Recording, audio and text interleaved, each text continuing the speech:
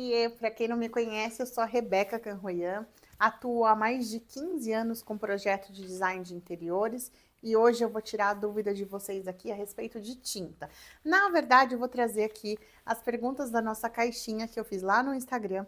Se você não me segue no Instagram, que lá eu mostro o nosso dia a dia de uma forma leve, prática, com latido de cachorro, com erros de gravações, porque eu não gosto de roteiro, muito menos de ficar lendo alguma coisa para falar com vocês.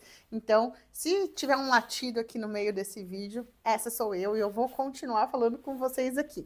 Eu fiz uma lista sobre tipos de tinta, porque vieram muita pergunta sobre qual é a tinta que a gente usa para dentro de casa e qual a tinta que a gente usa para fora.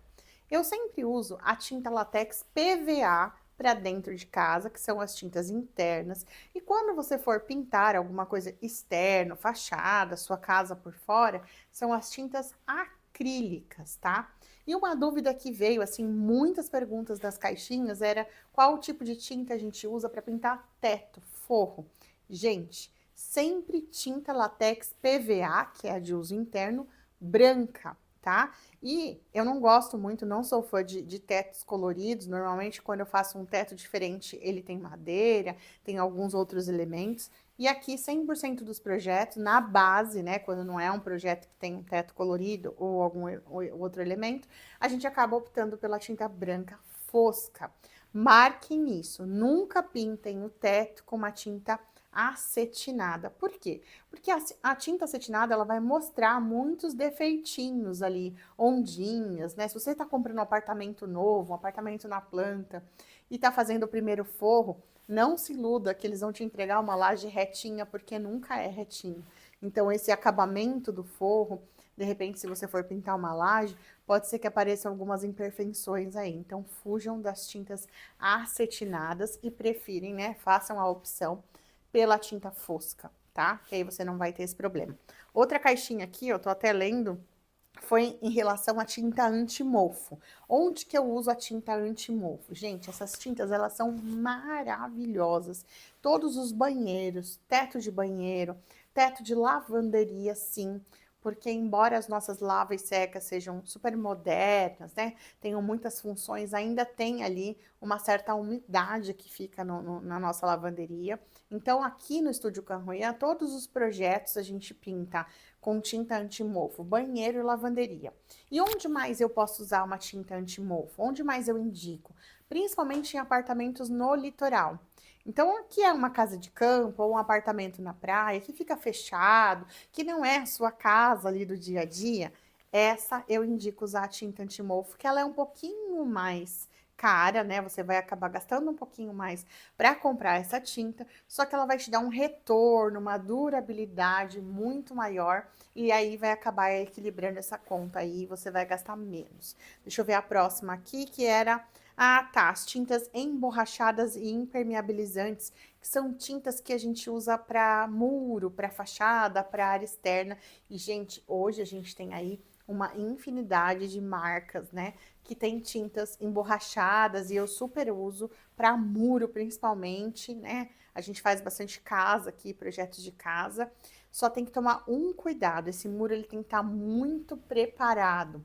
Essa tinta emborrachada, se você não preparar o muro antes, né, se ele não tiver bem limpo, né, você vê aí nos vídeos do pessoal lavando com VAP, preparando esse muro, ela pode causar uma bolinha aí, então. Então, só tomem cuidado com isso. A tinta super lavável. Quando é que eu indico tinta super lavável? Gente, casa que tem pet, que tem criança, de repente, se você vai pintar aí, você vai fazer um projeto de uma loja, de uma brinquedoteca, de uma escolinha. Então, assim, tudo onde tem alto tráfego de pessoas, de crianças, de pet, usem as tintas super laváveis. Não vão pintar uma parede de passagem, onde tem uma escolinha, por exemplo, cheio de criança, mãozinhas ali, né? A felicidade que mora ali. Vão passar a mãozinha na parede, a tinta fosca não dá para ficar lavando, então optem pelas tintas super laváveis. Vamos ver a próxima aqui. Tinta epóxi para piso e azulejo. Vieram muitas perguntas de tinta epóxi. Eu uso sim, principalmente para casas que a gente está dando um tapinha no visual só, sabe? Que não é aquela reforma completa, que a gente não vai trocar azulejo, às vezes casa alugada, mas aí vai uma dica. Procurem a tinta epóxi à base de água, tá? É muito mais fácil a utilização da tinta epóxi. Eu sempre indico as tintas, sejam os esmaltes acrílicos, né? Ou a epóxi, que é essa que pinta azulejo, à base de água. Ainda mais se é você mesma que vai fazer, né? Você, a família, vocês que vão pintar aí, é muito melhor você usar ela por duas questões. A primeira que é mais facilidade no uso, a segunda é o cheiro, se você vai reformar ou pintar algum ambiente da sua casa que você já mora, o cheiro costuma ser bem forte. Quando a gente vai para a base de água, é muito melhor, não dá nenhuma alergia aí para você nem para o seu pet.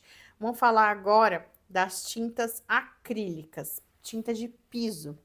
Tinta de piso é a tinta acrílica. Sabe quando pinta quadra aí do teu condomínio, né? Hoje é muito indicada a tinta de piso. Eu tenho uma dica aqui. Tomara que esse vídeo não caia. Gente, toda vez que eu vou pintar muro, fachada, eu, Rebeca, acabo optando aqui pelas tintas de piso. Por quê? Porque elas são mais resistentes, mais fortes e, ó, pesa menos no bolso. Espero que as indústrias de tinta aqui não vejam meu vídeo, porque senão eles vão me derrubar. Porque essa é uma verdade que ninguém quer que conte. Então, para muro, fachada, eu opto pela tinta acrílica, que eu já tinha falado para vocês, só que a de piso. Outra coisa que me perguntaram aqui é tinta para pintar porta, janela, tinta colorida, né? Quando a gente quer pintar uma parede inteira de uma cor e tem uma porta no meio, a gente quer que ela seja da mesma cor. Não é a mesma tinta que pinta a parede que vai pintar a madeira. Uma das indústrias que eu mais gosto é a Coral, para esse tipo de acabamento. Por quê? Porque eles têm uma cartela muito grande ali das tintas para madeira, junto com as tintas para parede. Todas elas têm, mas eu sou fã da Coral neste caso. Então, a gente fala que é apagar a porta da parede, né? Tem uma paredona com uma portinha, você pinta ela da mesma cor que a parede e meio que apaga, ela fica escondida ali. Então, optem pela tinta esmalte para pintar a porta e para pintar a parede, a tinta PVA. Vamos à última pergunta que tiveram aqui. Ah, tá. Uma pergunta que veio bastante. A tinta para gesso, gente. Uma pessoa mandou lá no Instagram falando assim: ah, o meu pintor, ele tá pedindo uma seladora e uma tinta especial para pintar o meu forro de gesso. Ele tá me enrolando? Eu falei: não, além dele não estar te enrolando, ele é um excelente profissional, gente. Por quê? Porque antes de você quando a gente faz um forro novo, né, um teto de drywall, por exemplo, ele é emassado, ele recebe a massa corrida ali. Quando ele recebe essa massa corrida, ele precisa ter uma selagem antes de passar a tinta. Então, você tem duas opções: comprar a seladora e a tinta e passar nesse teto, ou comprar as tintas que são chamadas de direto no gesso. Tanto a Souvenir quanto a Coral tem, e aí ela já tem essa seladora embutida na química da tinta. Então, você não pode passar uma tinta comum, uma tinta PVA comum, que não tenha na composição dela essa base de seladora, porque senão vai descascar, vai fazer bolha e não é indicado. Toda vez que você...